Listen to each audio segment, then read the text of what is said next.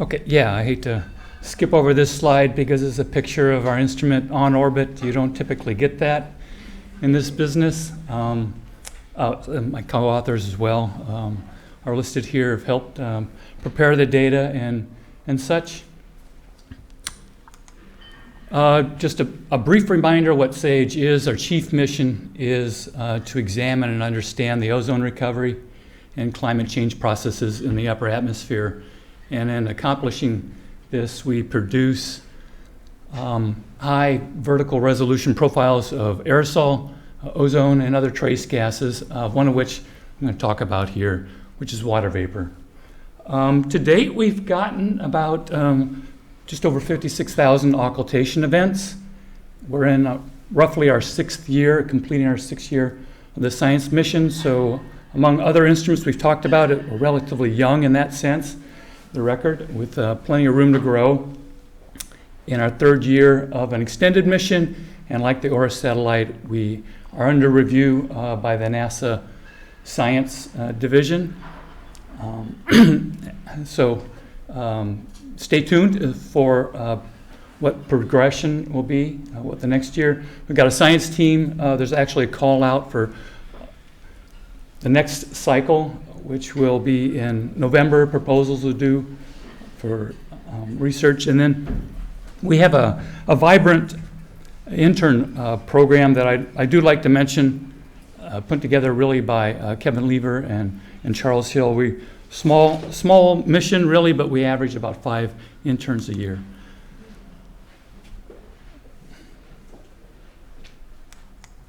Okay, and if you happen to be near the space station or just located on the starboard side off there, nice view with minimal obscurations by the platform.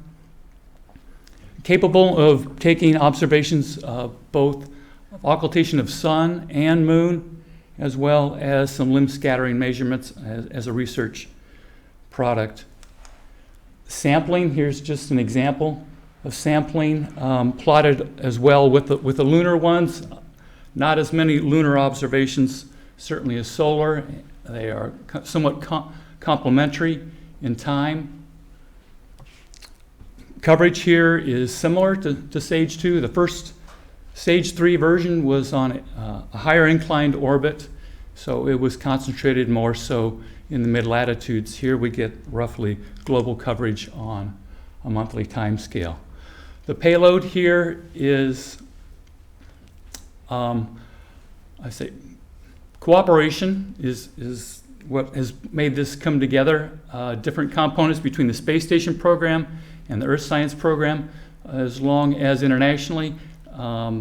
The hexapod platform, which is this pointing platform right here, really helps us take out any kind of attitude changes the space station has and puts us in the right direction. Other components are on there, one of which is the DMP, which is an inertial measurement system. It's just right buried in the middle there. You heard some of the improvements we're able to capitalize on for that, and Kevin actually has a poster. Kevin Lever has a poster on tomorrow related to that.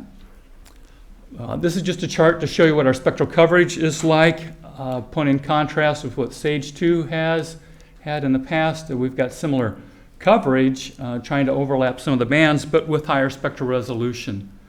For this talk, the 940 channel is used as well as was for SAGE 2, but here we're able to resolve it a little better rather than just a single observation within that spectral range. Comparisons of this data. Irina mentioned NDAC. This is just a sampling of radio sondes, water vapor sondes of frost point for the most part, and show you what the comparisons look like. A range of locations, mid-latitude and a tropical station as well. On average, it's about a 5% maybe difference.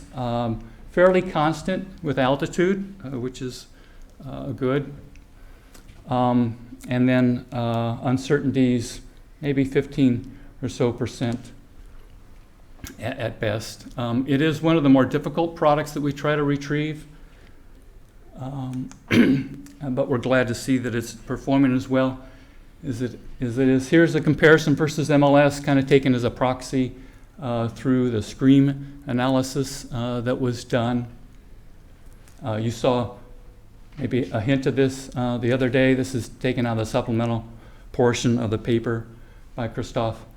And to show you, on average, it compares well with MLS. I'll just kind of note here that actually this the retrieval process starts out with a guess just because it's a nonlinear relationship between the volume mixing ratio and what the transmission is. Roughly, our first guess is 4 ppm. So even on these upper altitudes where the uncertainties are rather large, I wouldn't quite say insanely large, as some people have said, but that could still be maybe under debate, but nonetheless. So there is information there, which is hope to explore that some more. But on average, it compares reasonably with MLS. This is just an example in the tropics showing the tape recorder here reversed in some sense. The color bars, blue being more moist and red being drier air. You can see the seasonal cycle there with the tape recorder. These more moist injections come up, set off by these more drier throughout the year. You can see some seasonal variations, year-to-year variations, and then, of course, the Hunga-Tunga short-circuiting some of this and erasing some of the effect in the upper atmosphere, but basically bypassed the whole lower part of the atmosphere during that time period. So this is just a cross-section taken from August. This is kind of a favorite month that I have of the year because of roughly around 30 degrees north. You can see kind of a signature from the northern hemisphere monsoon season. I've also taken this post-Hunga-Tunga to accentuate, to show where the layer was residing at that time, roughly about 25 kilometers. You can see a hint that it was starting to be drawn really pronouncedly through the tropical pipe. Okay, I had mentioned Northern Hemisphere summer monsoon. Here's a composite for August of 2017, and during this short time period, it was kind of a standout with the higher mixing ratios, but yet a colder temperature, kind of counter to some of the conventional wisdom, basically, that the cold tropopause is the limiting factor. So that sort of, that's a physical basis. So here kind of hints at that there's some other sources of water vapor, not necessarily driven by the localized lower stratospheric temperature here in this region. So being maybe convection, isolated convection is more so to play. This is just an illustration here of one level, 18 kilometers, still in the lowest part of the stratosphere, illustrating how through injections of either dry air or moist air, this is here I've removed the seasonal cycle here, so this is minus that, and then whatever anomalies are involved in how oftentimes this propagates through to higher latitudes, so there's a time lag there. Going back to the tropics again, looking at the deseasonalized time series, you can see some stronger QBO. Again, QBO manifests itself here in the tropics by the temperature in water vapor, really what the temperature is doing at that entry point, whereas you don't see so much in the lower atmosphere the downward propagation of the QBO. You get above 30 kilometers, you can see more of the downward propagation imprint of the QBO, but in the lower part of the atmosphere, it's really, at least in this rendition here, it's really driven by what that temperature, how that was modulated from year to year. Again, you can see at the end of our somewhat short time record, you can see where the signals from back a year ago or so were just basically overwritten by what Hunga-Tunga had injected there, but again, below roughly 23 kilometers or so, it's been kind of unperturbed, at least in the tropics, as far as Hungatunga signature. What we saw from Hungatunga, first glimpse, oftentimes we don't get a chance to see an event, an episodic event like this, just because the way the solar occultation sampling goes, but we were just kind of happened to be passing through that latitude band a day or so after the eruption, the main eruption on the 15th, and what I've pulled out here are some isolated two succeeding days, first roughly on the 18th and then on the 19th or so. Plotted here is just mixing ratio. I've had to expand the scale from what we typically see. So on the order of, we saw values up on the order of about 100 in altitudes above 35 kilometers up to about 42 or so in water vapor. Again, well, at these altitudes, I don't believe that was saturated with respect to ice because the temperatures were so warm. And so finally here, we're going to show just one cross-sectional for March. And just to show you, again, deseasonalized, what it looks like now.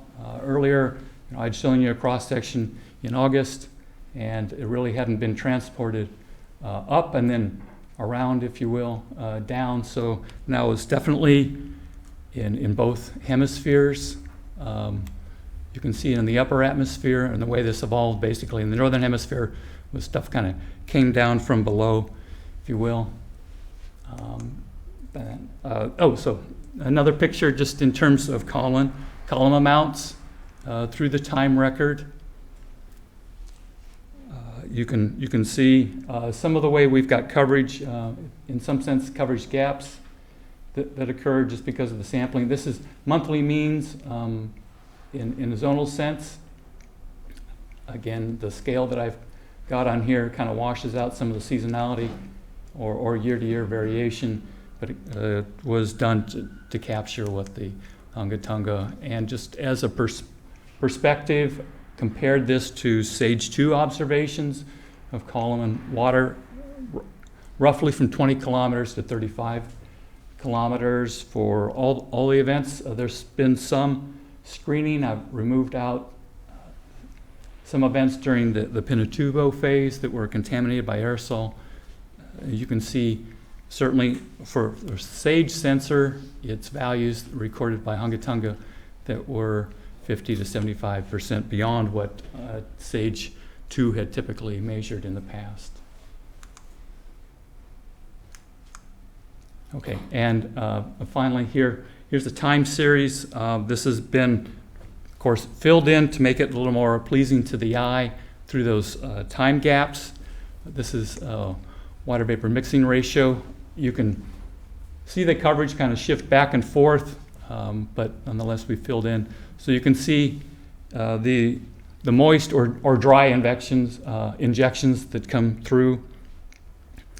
Roughly the driest time of year is March or February, and then the moist portions come through in August or so. You can see as this comes through there, it lifts up a little bit, and you can see it kind of get injected. Again, for the Hungatunga, you can finally see it get lifted and then propagated downwards with the circulation.